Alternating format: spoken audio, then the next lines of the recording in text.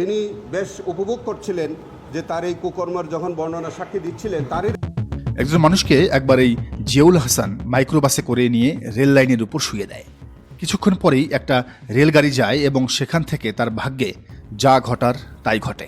আন্তর্জাতিক অপরাধ ট্রাইব্যুনালের চিফ প্রসিকিউটর মোহাম্মদ আমিনুল ইসলামের এই হাড় হিম করা এবং রোমহর্ষক বক্তব্যটি যখন ফ্লাশ হলো, তখন পুরো দেশের মানুষের বুকের ভেতর এক পৈশাচিক আতঙ্কের শীতল স্রোত বয়ে গেল। আন্তর্জাতিক অপরাধ ট্রাইব্যুনালের কাঠগড়ায় যখন বাংলার কসাইখ্যাত সাবেক মেগা সন্ত্রাসী এবং মেজর জেনারেল জিয়াউল হাসানকে হাজির করা হলো, তখন সারা দেশের মানুষ স্তম্ভিত হয়ে দেখল এক চরম ধৃষ্টতা। এত শত গুম, খুন আর রাষ্ট্রীয় গণহত্যার মূল মাস্টারমাইন্ড হওয়ার পরেও ট্রাইব্যুনালের কাঠগড়ায় দাঁড়িয়ে হাসতে হাসতে আদালত থেকে নেমে যেতে দেখা গেল এই নরপিচাসকে। তার সেই অদ্ভুতপূর্ণ বডি ল্যাঙ্গুয়েজ দেখে মনে হচ্ছিল তিনি যেন কোনো আদালতের কাঠগড়ায় আসেননি, এসেছেন নিজের শ্বশুর বাড়িতে পরম আতিথেয়তা গ্রহণ করতে। কিন্তু কাঠগড়ায় জিয়াউল হাসান যতই হাসি মুখে থাকার ভণ্ড নাটক করুন না কেন, ট্রাইব্যুনালের মেঝেতে যখন একে একে তার পৈশাচিক পাপের খতিয়ান উঠছিল, তখন পুরো আদালত কক্ষ এক নিস্তব্ধ এবং গভীর কান্নায় ভেঙে পড়েছিল। আদালতে দেওয়া জিয়াউলের নিজের দীর্ঘদিনের দেহরক্ষী এবং সেনা কর্মকর্তা ইমরুল কায়েসের চাক্ষুষ এবং রোমহর্ষক সাক্ষ্য শুনলে যে কোনো সুস্থ মানুষের গা শিউরে উঠবে। ইমরুল কায়েসের চোখের সামনে দেখা এবং নিজের কানে শোনা জবানবন্দি অনুযায়ী 2012 সালে যখন বিএনপির হেভিওয়েট নেতা ইলিয়াস আলীকে নাটকীয়ভাবে গুম করা হয়, তখন এই জিয়াউল হাসান এবং কালীন স্বৈরাচারী প্রধানমন্ত্রীর প্রভাবশালী সামরিক উপদেষ্টা তারিক আহমেদ সিদ্দিকের মধ্যকার সেই নৃশংস ও ঠান্ডা মাথার ফোনালাপ তিনি নিজে লাইভ শুনেছিলেন। শুধু রাজনৈতিক নেতাই নন, 2009 সালের পিলখানা হত্যাকাণ্ডের পর অপারেশন রেবেল হান্টের নামে 10 জন নিরস্ত্র এবং সাধারণ বিডিআর সদস্যকে রাতের অন্ধকারে বুড়িগঙ্গা নদীতে স্পিড বোটে করে নিয়ে গিয়ে বিষাক্ত ইঞ্জেকশন পুশ করে এবং সরাসরি পয়েন্ট ব্ল্যাঙ্ক রেঞ্জ থেকে গুলি করে বুক ঝাঁঝরা করে হত্যা করার মূল খুনি এবং মাস্টারমাইন্ড ছিলেন এই জিয়াউল হাসান। এই রাষ্ট্রীয় জল্লাদের হত্যার ধরন ছিল মধ্যযুগীয় বর্বরতাকেও হার মানানো পৈশাচিক। ট্রাইব্যুনালে উন্মোচিত হওয়া অত্যন্ত গোপনীয় তথ্য অনুযায়ী সে নিজে ভিকটিম বা বন্দীদের মাথায় বালিশ চাপা দিয়ে বুলেটের শব্দের তীব্রতা কমিয়ে একদম পয়েন্ট ব্ল্যাঙ্ক রেঞ্জ থেকে নিজে ট্রিগার চেপে গুলি করতে চরম পছন্দ করত। জবানবন্দিতে আরও উঠে এসেছে যে জিয়াউলের নিজস্ব ঘাতক এবং জল্লাদ বাহিনী জ্যান্ত মানুষগুলোকে মানুষেই মনে করত না।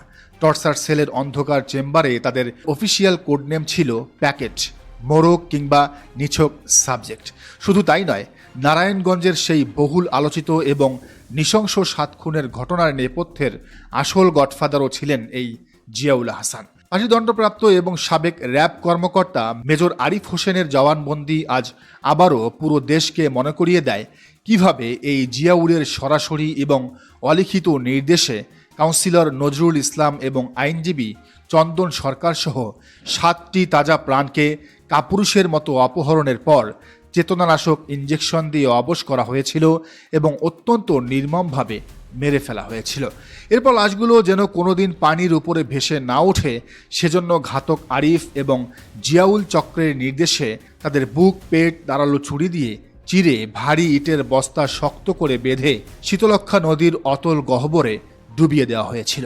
ট্রাইব্যুনালের মেঝেতে দাঁড়িয়ে যখন ভাগ্যাহত নারী মুন্নি আক্তার তার স্বামী নজরুল ইসলামকে গুম এবং নৃশংস খুনের সেই বুকফাটা বর্ণনা দিচ্ছিলেন, কিংবা 66 বছরের বৃদ্ধ হাবিবুর রহমান মল্লিক যখন স্বৈরাচারের হাত থেকে নিজের ভাগ্নেকে তুলে নিয়ে গিয়ে ক্ষতবিক্ষত লাশ উপহার দেওয়ার পৈশাচিক কাহিনীর বিচার চাচ্ছিলেন, তখন আদালত কক্ষে উপস্থিত কঠোর আইনজীবীদের চোখও নোনা জলে ভিজে গিয়েছিল। বিগত 15 বছর কত শত মায়ের বুক খালি হয়েছে, আর কত শত স্ত্রী জ্যান্ত লাশ হয়ে অন্ধকার আয়নাঘরের লোহার দরজার দিকে চেয়ে দিন গুনেছেন, তার কোনো ইয়ত্তা নেই। সাবেক চিফ প্রসিকিউটর তাজুল ইসলাম সেদিন একদমই ঠিক বলেছিলেন।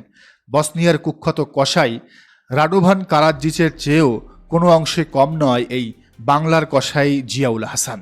আন্তর্জাতিক অপরাধ ট্রাইব্যুনালে সাবেক সেনাপ্রধান জেনারেল অবসরপ্রাপ্ত ইকবাল করিম ভূঁইয়ার দেওয়া জবানবন্দি যখন রেকর্ড করা হচ্ছিল, তখন তিনি কাঠগড়ায় দাঁড়িয়ে জিয়াউল আহসানকে সরাসরি একজন সিরিয়াল কিলার হিসেবে আখ্যা দেন।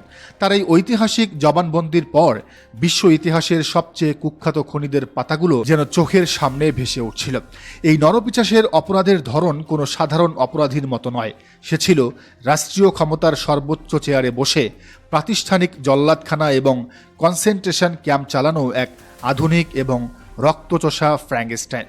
ইতিহাসের দিকে তাকালে দেখা যায় হিটলারের নাৎসি বাহিনীর গোপন পুলিশ বা গেস্টাপো প্রধান হেনরিক হিমলার যেভাবে ঠান্ডা মাথায় কনসেন্ট্রেশন ক্যাম্পের গ্যাস চেম্বারের নীল নকশা বাস্তবায়ন করত, এই জিয়াউল আহসানও ঠিক একইভাবে এনটিএমসি এবং বিশেষ ঘাতক স্কোয়াড ব্যবহার করে দেশের কোটি কোটি মানুষের ব্যক্তিগত ফোনালাপ ট্র্যাক করত, গুমের তালিকা তৈরি করত এবং গোপন বন্দিশালায় নিয়ে গিয়ে আদিম নির্যাতন চালাত। সোভিয়েত ইউনিয়নের কুখ্যাত এক নায়ক জোসেফ স্টালিনের অত্যন্ত বিশ্বস্ত গোপন পুলিশ প্রধান লরেন্তি বেবিয়া যেভাবে রাষ্ট্রপ্রধানের সামান্য ইশারায় বিরোধী মতের হাজার হাজার মানুষকে তুলে নিয়ে গিয়ে মাটির নিচের টর্চার সেলে চিরতরে গায়েব করে দিত, বাংলাদেশে সেই কুখ্যাত সোভিয়েত মডেলের নির্মম পুনরাবৃত্তি ঘটিয়েছে এই খুনি জিয়াউল আহসান। কলম্বিয়ার লুইজ কিংবা লোপেজের মতো যে শীর্ষ এবং সাইকোপ্যাথ সিরিয়াল কিলারদের নাম মানুষের মুখে মুখে ঘোরে, যারা শত শত নিষ্পাপ মানুষকে হত্যা করেছে, জিয়াউল আহসানের রাষ্ট্রীয় নৃশংসতার ব্যাপ্তি, লাশের সংখ্যা এবং হাড় গোড়ের পরিসংখ্যান সেই আন্তর্জাতিক মাফিয়াদেরও অনায়াসে হার মানায়। পার্থক্য শুধু একটাই, তারা ছিল সমাজের আড়ালে এবং নর্দমায় লুকিয়ে থাকা সাধারণ সাইকো, আর জিয়াউল ছিল রাষ্ট্রীয় জলপাই পোশাক এবং ক্ষমতার আড়ালে থাকা এক প্রাতিষ্ঠানিক জল্লাদ। বিশ্বের নানান দেশের বিপজ্জনক এবং বিখ্যাত গোয়েন্দা সংস্থাদের সঙ্গে এই ওল্ড স্কুল ঘাতকের এক গভীর এবং আন্ডারগ্রাউন্ড আদান প্রদানের সম্পর্ক ছিল।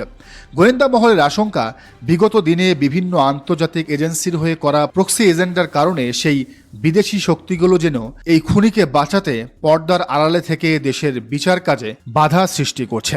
আন্তর্জাতিক অপরাধ ট্রাইব্যুনালের কাছে আজ সাধারণ মানুষের একটাই আকুল দাবি, জেলখানার ভেতর এই মেগা সিরিয়াল কিলারের যাবতীয় জামাই আদর এবং ভিআইপি প্রোটোকল অবিলম্বে বন্ধ করা হোক। বিচার প্রক্রিয়াকে সুপারফাস্ট গতিতে এগিয়ে নিয়ে আইনি ফাঁকফোকর বন্ধ করে এই কসাইয়ের মুখের ওই ধৃষ্টতাপূর্ণ চিরচেনা হাসি মুখ যেন খুব শীঘ্রই ফাঁসির মঞ্চের কালো কাপড়ে ঢেকে দেওয়া হয়। আর সেটাই দেখতে উন্মুখ হয়ে আছে 24 পরবর্তী নতুন বাংলাদেশ। দর্শক, এই বিষয়টিকে আপনি কিভাবে দেখছেন জানান মন্তব্যের ঘরে। আর এই চ্যানেলে নতুন হলে অবশ্যই সাবস্ক্রাইব করে বেল আইকনটি বাজিয়ে রাখুন।